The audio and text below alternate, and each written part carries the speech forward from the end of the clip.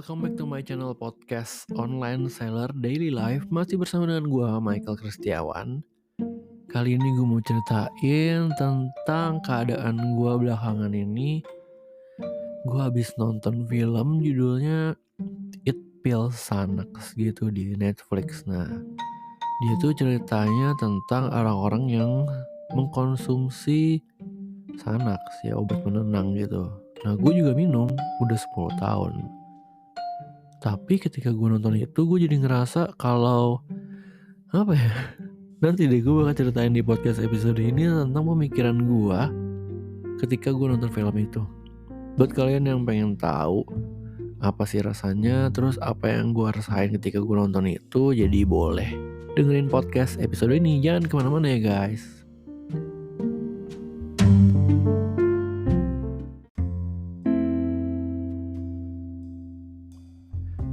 Oke, jadi yang gue ingat di film itu tuh ada 3 tokoh. Yang pertama itu masih muda, cewek gitu ya, masih muda.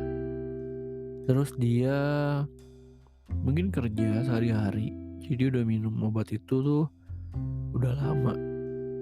Terus dari gitu ada yang kedua, tokoh kayak pembuat buku gitu ya, buku writer. Sama yang ketiga bapak-bapak, yang kedua tuh bapak-bapak juga. Nah, yang si book writer itu dia sempat diundang jadi speaker di TV, terus dia bikin buku, terus dia cerita-cerita tentang kehidupan dia melawan anxiety. Nah, yang cewek itu dia masih kerja biasa tapi diwawancara ya. Jadi bentuk filmnya ini kayak dokumenter gitu. Terus sama yang terakhir si bapak-bapak ini. Nah, dia itu tipe yang menentang. Jadi ketika dia akhirnya bilang kalau gue nggak mau minum obat, nanti gue jadi nggak bisa lepas gitu. Dan akhirnya dia menentang. Nah, ketika dia menentang obatnya, dia nggak minum, dia kayak ngerasa ada yang salah gitu di badan dia. Jadi dia sampai kayak mungkin kayak mual-mual atau apa gitu, sampai bener-bener dia bisa nggak pakai obat itu. Terus juga ada psikiaternya, ada dokternya juga yang ngomong sih di film itu ya. Dia cerita kalau ya sebenarnya ini tuh jalan pintas gitu. Gimana caranya lu bisa cepet menyelesaikan masalah lu. Tapi nah, dari film ini gue ngerasa kalau ini tuh jalan pintas. Ada baiknya ada enggaknya ya, gimana ya. Cuman nah, jadi kayak contoh nih, tokoh yang pertama, si anak muda itu, dia kan kerja atau dia kuliah gitu. Dari kuliah dia ngerjain tugas, terus tiba-tiba dia mendapatkan serangan panic attack atau dia cemas berlebih. Jadi kan dia minum obat, terus dalam beberapa menit atau dalam beberapa waktu gitu ya, langsung jadi tenang gitu. Terus dia bisa belajar, terus dia bisa kuliah dengan baik, terus dia bisa menyelesaikan tugasnya dengan baik. Nah, di akhir film itu dia mikir gini, gimana ya seandainya kalau tiba-tiba gue lagi panic attack atau lagi gangguan cemas gitu, terus obatnya nggak ada, gue masih ngapain? Nah, dia lagi mikir kayak gitu. Itu jadi pemikiran. Udah. Tapi ya dari samping itu nggak ada jawabannya di film itu. Terus yang kedua, yang si penulis buku, gue ngeliat sih dia tuh banyak achievementnya loh. Dia udah bisa bikin buku, terus dia bisa diundang jadi speaker, dia bisa bikin apa macam-macam deh. Benar-benar bisa bikin berkarya gitu di masyarakat. Kehidupan sosial life-nya juga bagus. Cuman dia tetap menggunakan obat penenang itu. Dan gue ngeliat sih pas lagi dia wawancara, kan ada cuplikannya. Ya dia tuh kayak kayak orang panik gitu loh pas diwawancara, grogi gitu, kayak susah gerak-gerak mulu kakinya ya, kayak gitulah. Terus dia cerita kalau dia minum obat itu ya dalam 5 menit dia langsung bisa tenang, bisa bekerja gitu, bisa bikin buku. Terus yang terakhir, ada orang yang ngerasa kalau dia tuh pengen berusaha tanpa obat. Jadi ya sebenarnya bisa aja. Jadi pertama-tama dia diresepin tuh obat sama dokternya, terus dia minum, Terus dia ngerasa kayaknya gini nih, perasaan dia adalah ketika lu udah terbiasa dengan obat, jadi lu gak akan punya skill untuk mengatasi masalah itu kalau tanpa obat gitu. Jadi dia tahu kalau sebaiknya gue berusaha menyelesaikan kecemasan ini sendiri gitu.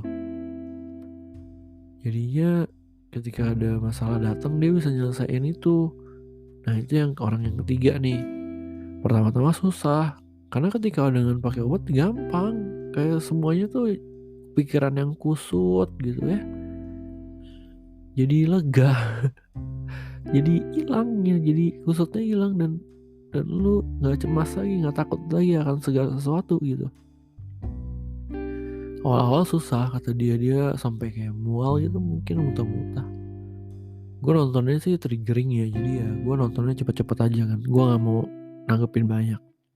Dan juga setelah gue nonton nih, gue bakal cerita sih sama konselor gue nanti hari Jumatnya. Gue mau nanya nih, apakah sebaiknya gue harus minum obat gitu, atau gue tetap harus minum? Karena menurut gue nih, ini balik ke gue ya sekarang ya. Jadi tuh 3 orang itu sama psikiaternya juga bilang, ya nggak apa-apa minum aja, toh hidup lu jadi lebih berpotensi kan. Nah kalau di gue, ketika gue mengurung gitu atau depresi atau apapun, banyak pikiran ya, ketika gue minum obat itu gue jadi berpikirnya lebih jernih, gue bisa melakukan banyak hal, gue bisa beraktivitas. Di tahun ini gue bisa kuliah, nilainya juga bagus, nilai gue dapat A semua, dapat 95, dapat 9, bagus banget kan. Buat orang setua gue kuliah lagi. Terus gue bisa pelayanan, main gitar, gue bisa berkomunitas, bersosialisasi, belajar. Dan menurut gue ini bukan hal yang buruk ya kalau gue minum obat. Menurut gue loh, ini balik lagi ke gue, 10 tahun gue nih minum, dan ini menjaga banget mood gue supaya tetap bisa hidup gitu. Ini di gue ya, gue gak tahu sih efek jangka panjangnya apa, tapi ini udah 10 tahun masih oke-oke aja hidup gue. Bahkan gak tahu sih kalau memang ternyata gak pakai obat gue bisa jadi seperti apa. Tapi yang jelas gue pernah beberapa kali tuh di stop gitu, gue sengaja, jadi bener-bener sengaja aja stop. Susah banget untuk ngontrolnya. Apa sih yang susah? Jadi misalnya gue lebih menikmati untuk berkutat dengan apa yang ada di pikiran gue gitu. Jadi gue diam aja gitu, mikirin terus sampai tahu-tahu udah 6 jam lewat, udah sore. Gak baik juga kan, makanya jadi gue ngerasa kalau ya apa-apa, it's okay to take medicine. Kan toh menurut gue lagi, ini obat tuh udah dibikin, udah ada riset penelitiannya. Jadi ada zat-zat di otak yang memang error kalau lu lagi cemas, lagi gangguan gitu. Nah error ini tuh bisa disembuhin. Biar contoh, lu lagi sakit kepala deh, lu diem tidur, minum air putih 3 hari, masa gak sembuh-sembuh sih sakit kepala? Sembuh kan? Sama, ini juga bisa. Jadi dia, tubuh itu tuh bisa nyembuhin sendiri, cuman lama. Nah lain halnya kalau lu sakit kepala terus lu tau-tau minum Panadol gitu, sejam kemudian kan lu udah sembuh. Nah sama sebenarnya kayak obat ini. Jadi kalau lu lagi stres banget, lagi banyak pikiran, atau lagi butuh mumet banget gitu ya, lu minum obat itu dan lu jadi lega, rilis, gak stres lagi gitu, lebih relax gitu. Jadi lu bisa mikir dan juga bisa lebih hidup. Itu sih yang dari tanggapan gue ya. Tapi nanti gue bakal ceritain ini juga ke konselor gue ya. Thank you banget loh buat teman-teman yang masih setia dengerin podcast Online Seller Daily Life. Sampai jumpa di podcast episode berikutnya. Bye bye. Have a nice day guys. Bye.